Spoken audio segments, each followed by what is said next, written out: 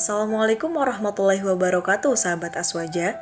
Beberapa waktu lalu, masyarakat Indonesia dihebohkan dengan tertangkapnya Menteri Sosial Juliari Peter Batubara oleh Komisi Pemberantasan Korupsi atau KPK.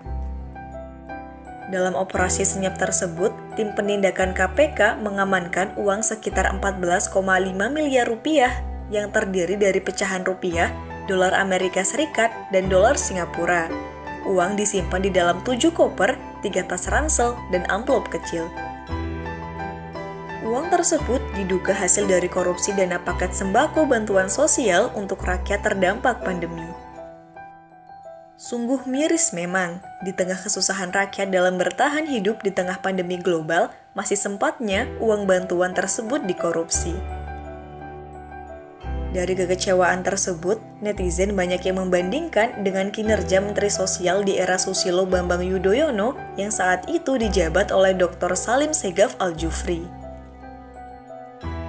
Di media sosial tersebar foto beliau saat menjabat sebagai Menteri Sosial sedang tidur di rumah warga. Kita tahu saat itu pencitraan seorang tokoh politik belum seperti saat ini, yang setiap momennya hampir dijadikan bahan pencitraan oleh tokoh-tokoh politik untuk kepentingan pribadinya. Dari foto tersebut diketahui benar menurut pengakuan Irfan Fauzi Arif, mantan tim ahli Mensos saat itu, ia mengatakan bahwa Salim Segaf Al-Jufri merupakan sosok yang bersahaja ketika menjadi Menteri Sosial era Kabinet Indonesia Bersatu Jilid 2. Salim Segaf yang melakukan perjalanan ke daerah-daerah sering menginap di rumah masyarakat dibanding hotel mewah. Beliau juga sangat santun, jujur, lembut, dan rajin beribadah.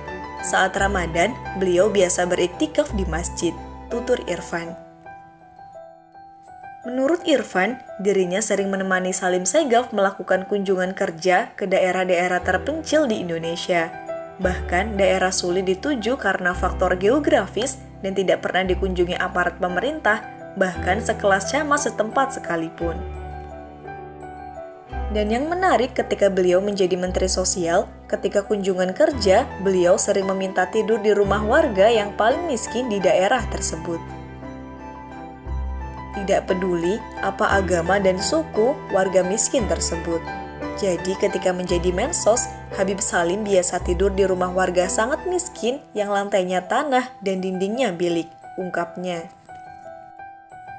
Menurut Irfan, inilah model pendidikan experiential learning yang diterapkan Salim Segaf ketika menjadi Mensos kepada para pejabat di lingkungan Kementerian Sosial atau Kemensos dan kepada para pejabat di daerah, agar mereka bisa merasakan langsung bagaimana rasanya hidup di rumah yang tidak layak huni, sehingga nantinya diharapkan bisa terpanggil nuraninya untuk bekerja lebih baik untuk masyarakatnya.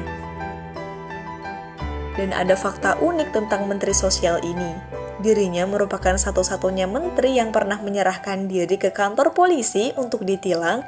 Saat itu ia melewati jalur busway karena terburu-buru karena presiden memanggilnya.